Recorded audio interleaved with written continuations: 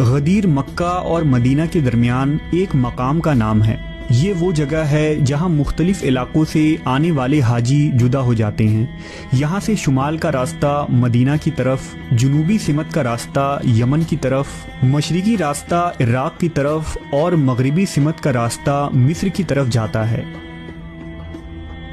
آج غدیر نامی یہ جگہ گمنام ہو چکی ہے، لیکن ماضی میں ایک دن یہی سرزمین تاریخ اسلام کے ایک اہم واقعے کی گواہ تھی، اور یہ واقعہ 18ویں ذی الحجہ 10 ہجری کا تھا، جب آخری نبی امام الانبیاء محمد صلی اللہ علیہ وسلم نے یہاں ایک طویل خطبہ ارشاد فرمایا تھا اور اپنے داماد اور چچا زاد علی ابن ابی طالب کو ولایت کے درجے پر فائز کیا تھا۔ غدیر خم کا پس منظر کچھ یوں ہے کہ نبی کریم محمد صلی اللہ علیہ وسلم ہجرت کے 10ویں سال 24 ذی القعدہ کو ہزاروں کا قافلہ لے کر حج کے لیے مدینہ سے مکہ کی طرف روانہ ہوئے۔ چونکہ یہ آپ صلی اللہ علیہ وسلم کا آخری حج تھا، اس لیے یہ حجۃ الوداع کے نام سے مشہور ہوا، جس میں 90,000 سے زیادہ صحابہ کرام شامل تھے۔ مناسک حج مکمل کرنے کے بعد حضور نے کعبۃ اللہ کو الوداع کہا اور حرم سے رخصت ہوئے۔ واپسی میں 18ویں ذی الحجہ کے دن یہ عظیم قافلہ جحفہ پہنچا۔ جحفہ مکہ سے 13 میل کے فاصلے پر موجود ہے۔ اس کے قریب 2 میل کے مسافت پر ایک تالاب ہے جسے غدیر کہا جاتا ہے۔ یہ مقدس قافلہ غدیر کے قریب پہنچا تو جبرائیل امین وحی لے کر نازل ہوئے۔ اے پیغمبر، جو ارشادات اللہ کی طرف سے تم پر نازل ہوئے ہیں سب لوگوں کو پہنچا دو، اور اگر ایسا نہ کیا تو تم اللہ کے پیغام پہنچانے میں قاصر رہے، اور اللہ تم کو لوگوں سے بچائے رکھے گا، بے شک اللہ منکروں کو ہدایت نہیں کرتا۔ لہذا حضور نے کاروان کو رکنے کا حکم دیا اور آگے نکل جانے والوں کو واپس پلٹنے اور پیچھے رہ جانے والوں کو جلدی جلدی غدیر خم کے مقام پر آنے کا حکم فرمایا۔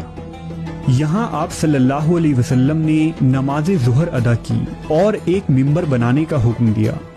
پھر آپ اس ممبر پر تشریف فرما ہوئے اور خطبہ شروع کیا۔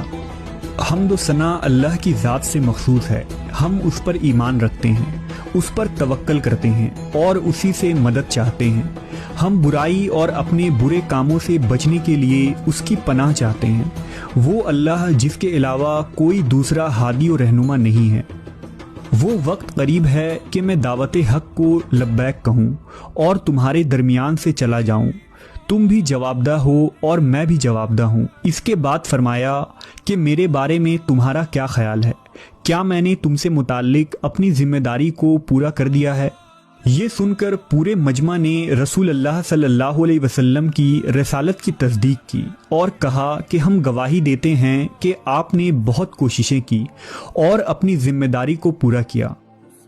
پیغمبر نے فرمایا، کیا تم گواہی دیتے ہو کہ اس پوری دنیا کا معبود ایک ہے اور محمد اس کا بندہ اور رسول ہے، اور جنت و جہنم و آخرت کی جاویدانی زندگی میں کوئی شک نہیں ہے؟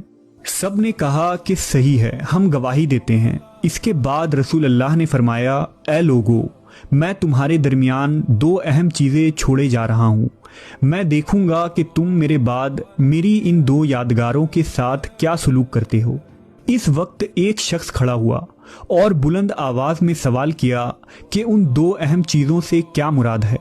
پیغمبر نے فرمایا کہ ایک اللہ کی کتاب ہے جس کا ایک سرا اللہ کی قدرت میں ہے اور دوسرا تمہارے ہاتھوں میں، اور دوسری میری اطرت اور اہل بیت ہیں۔ اللہ نے مجھے خبر دی ہے کہ یہ ہرگز ایک دوسرے سے جدا نہ ہوں گے۔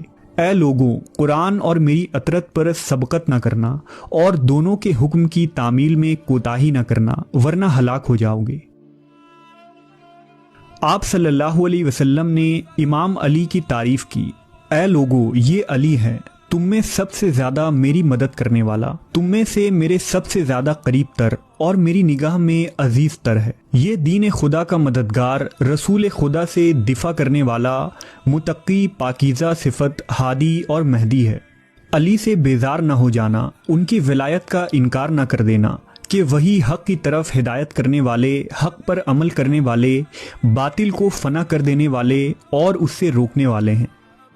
اس کے بعد فرمایا کہ مومنین پر خود ان سے زیادہ سزاوار کون ہے؟